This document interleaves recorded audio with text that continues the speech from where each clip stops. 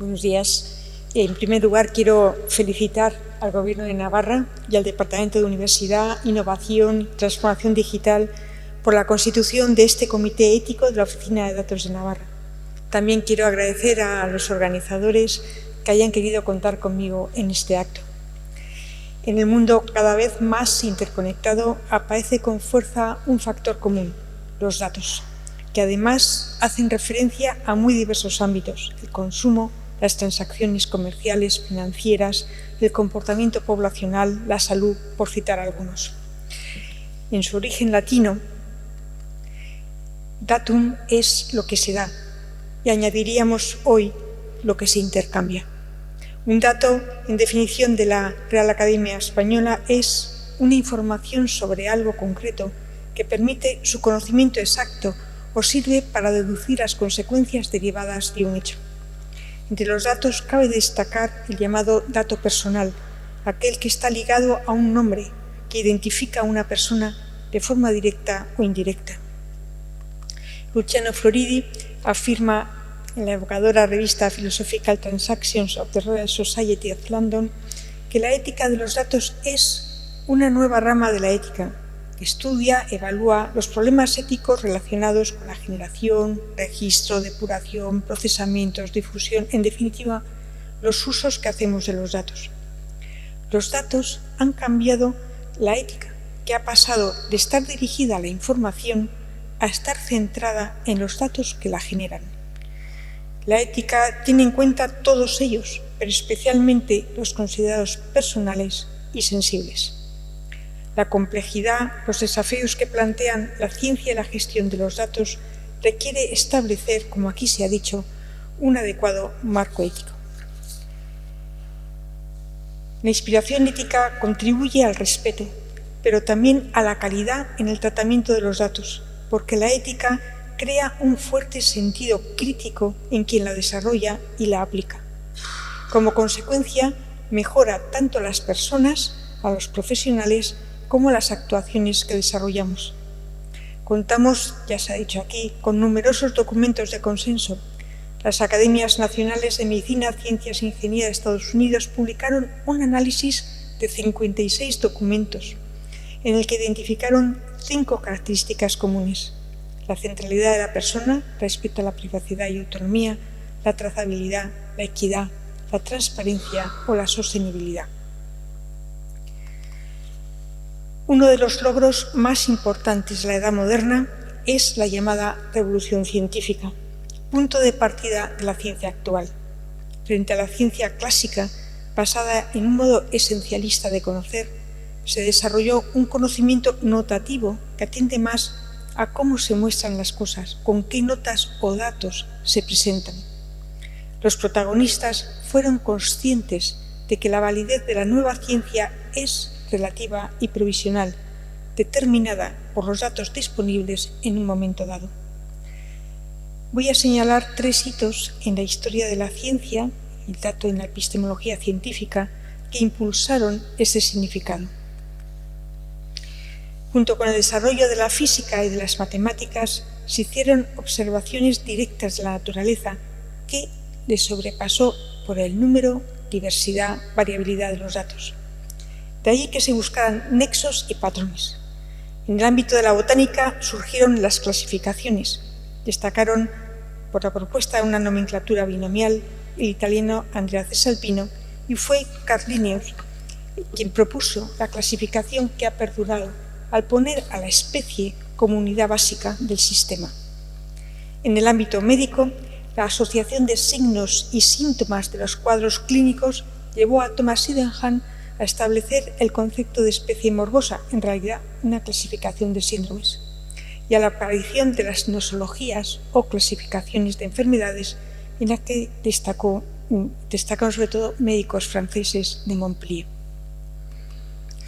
El progreso de las matemáticas desarrolló los cálculos actuariales y los seguros de mercancías, contra incendios y a mediados del siglo XIX el seguro de enfermedad. La estadística sanitaria fue la base de la higiene y de la salud pública. Blachmé, en la ola de cólera de 1832, comprobó que las tasas de mortalidad por esta enfermedad en los barrios pobres superaban al triple de las padecidas en otras áreas. Estableció la correlación entre pobreza y enfermedad en el pensamiento médico. Sin embargo, la estadística médica ocasionó más de un debate. Por ejemplo, relacionó el cólera con el agua. Una imagen tiene en el mapa de Londres dibujado por John Snow, que definió la fuente de una de las epidemias de cólera. El cólera se relacionó, por tanto, con el agua, con lo telúrico, con otros factores, lo cual dificultó el reconocimiento de la etiología biológica que Pasteur ya había establecido en la última ola de cólera, 1885. Puso de manifiesto que había que diferenciar una relación de asociación de datos de otra muy distinta, como es la relación causal. El tercer hito. En la década de 1950, en el ámbito de estudios médicos y actuariales de seguros de enfermedad, se asoció el tabaco con el cáncer de pulmón. El informe de 1964 del cirujano general de Estados Unidos, Lazer Terry, sobre la mortalidad y tabaco, abrió por primera vez la posibilidad de establecer factores etiológicos basados en el análisis de los datos, incluso cuando no se conociera el mecanismo etiopatogénico. Surgió así lo que se denomina la nueva epidemiología, que se ha aplicado a tantos aspectos de la vida de las personas. En las últimas décadas, los avances científico-técnicos e informáticos han introducido importantes cambios en la ciencia y el uso de los datos, entre los que me gustaría destacar la posibilidad de la extracción automatizada de los datos, procedentes incluso de soportes no estructurados, y por tanto la disponibilidad de los llamados datos reales, Real World Data, que reúnen la totalidad de los datos alrededor de la persona, el apoyo decidido al uso secundario y a la reutilización de datos obtenidos con otras finalidades, ya sea para la investigación, la formulación de políticas, etc.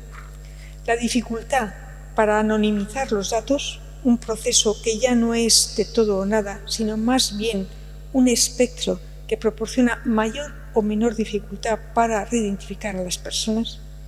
El desplazamiento de los datos, también de grandes bases de datos agregadas o metadatos anonimizados, que conlleva la pérdida de control una vez han sido compartidos. El aumento de la capacidad del procesamiento en la minería de datos y en la explotación de grandes bases de datos, que permite generar hipótesis y obtener patrones novedosos, los programas de lenguaje natural, el desarrollo de programas informáticos capaces de ejecutar de forma autónoma operaciones como el aprendizaje o el razonamiento lógico, es decir, la inteligencia artificial, también la generativa. Estas nuevas realidades, como aquí se ha dicho, ha llevado a nuevos desafíos. La buena gobernanza de los datos ha de hacer que los datos y los derechos de las personas prevalezcan sobre otros intereses de la sociedad y de la ciencia. Ha de proporcionar credibilidad, fomentar la confianza en la comunidad científica y en la sociedad. La transparencia se ha convertido en un factor clave en la evaluación ética de los proyectos. El uso y propiedad de los datos, la finalidad, la resolución de una necesidad o de un problema ha de condicionar el uso de los datos y no al contrario. Ni la investigación ni la comercialización de los datos son en muchos casos fines primarios de estos. En el caso del espacio de datos sanitarios, Espacio Europeo de Datos Sanitarios, por ejemplo, instituciones, profesionales y pacientes, tenemos que entender qué se va a hacer con los datos clínicos, cuál va a ser la finalidad de su uso. Con independencia de la responsabilidad ética de cada profesional, existe una responsabilidad por parte de la Administración que ha de proporcionar regulaciones que ofrezcan garantías sociales. Pero, como señala el Comité de Bioética de la UNESCO, es difícil acompasar el ritmo tecnológico con el de las regulaciones. La explotación de datos es una práctica compleja que requiere construir espacios de reflexión ética. Nacen así los comités de ética, organismos consultivos creados por la autoridad competente a los que se encomienda la reflexión, el debate de los problemas bioéticos y sus posibles soluciones. Los comités de ética responden a la necesidad de estudiar cuestiones complejas y que son de carácter multidisciplinar. Sirven para depurar la información, oír voces diferentes, disipar perplejidades. En el ahora constituido Comité Ético de la Oficina de Datos de Navarra descubrimos los valores básicos de los comités. La legitimidad ha sido creada por una orden foral del consejero de Universidad, Innovación y Transformación Digital. La representatividad, que se refiere no solo a la presencia de expertos en materias diferentes, sino a la exigencia de que se oigan voces diversas y complementarias, y el carácter experto, condición no fácil de definir en una materia tan amplia y cambiante, y que intentaremos solventar aportando nuestro estudio y nuestra integridad intelectual. La utilización de los datos, de las grandes bases de datos, el diseño de algoritmos son actividades legítimas y éticas, pero el desarrollo, gestión y utilización de esos datos, así como los resultados que generan, deben inexcusablemente regirse por los valores y principios éticos, como aquí se ha dicho ya más de una vez. Me gustaría terminar con 3 ideas que se derivan de lo hasta aquí expuesto. El conocimiento y la ciencia no es simple recolección de datos, sino que es sobre todo análisis e interpretación de esos datos. Las buenas prácticas en el manejo de los datos dependen del respeto de los derechos de los individuos, de las mejoras que puedan introducir en la atención a las personas de forma individual o en la promoción social. En tercer lugar, tenemos que construir espacios colaborativos de reflexión ética que permitan dar razón de su uso, resolver posibles contradicciones, promover conocimientos basados en la búsqueda de soluciones buenas, no solo aceptables. Esta es la tarea que aquí nos convoca. Muchas gracias.